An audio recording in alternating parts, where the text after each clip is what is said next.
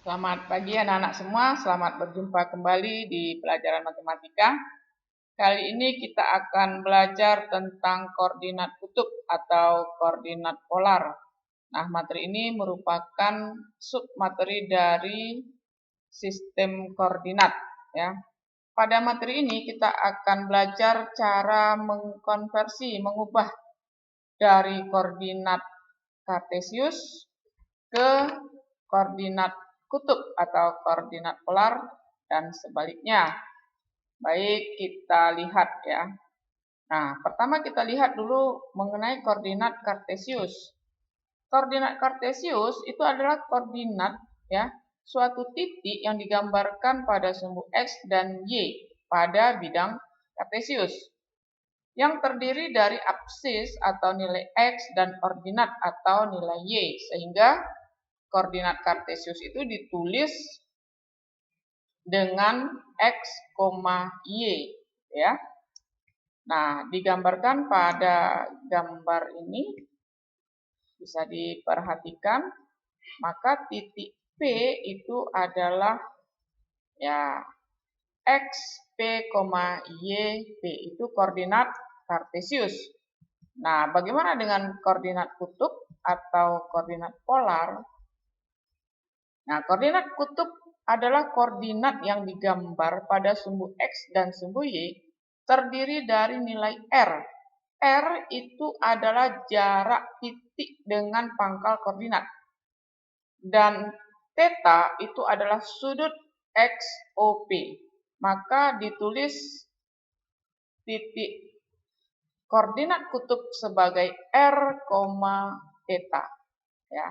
Bisa dilihat pada gambar yang diberikan. Nah, titik P itu ditulis sebagai R, theta. Ya, anak-anak, kita akan belajar bagaimana nanti mengkonversi dari koordinat kartesius ke koordinat kutub, ya. Nah, kita akan belajar mengkonversi ini dan ya, ada hal-hal yang perlu kamu perhatikan bahwa R pada koordinat kutub itu adalah jarak dari pangkal ke titik ya. Dan itu bisa dicari dengan kamu lihat bahwa R kuadrat sama dengan X kuadrat tambah Y kuadrat. Sehingga R itu adalah akar dari X kuadrat tambah Y kuadrat. Sedangkan theta itu adalah sudut yang dibentuk oleh XOP. Ya. Nah, perlu kamu perhatikan hubungan panjang sisi pada segitiga siku-siku istimewa. Yang salah satu sudutnya adalah 30 derajat, 40 derajat, dan 60 derajat. Nah, dari hubungan ini kita akan lebih mempermudah nanti jika akan mengkonversi dari koordinat kartesius ke koordinat kutub. Ya, misalkan begini ya. Tentukan koordinat kutub dari titik P 4,4. Ya, berarti X-nya 4 dan Y-nya 4 ya.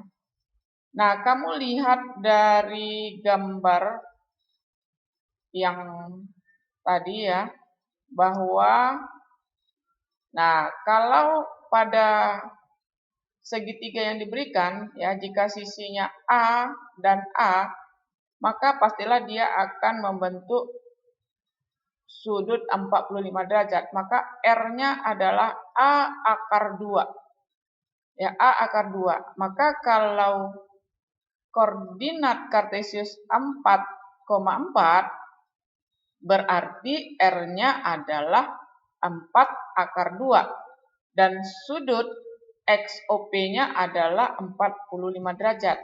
Ya, sudut theta 45 derajat. Sehingga koordinat kutubnya menjadi P yaitu 4 akar 2,45 derajat. Ya. Baik, kita lihat contoh kedua.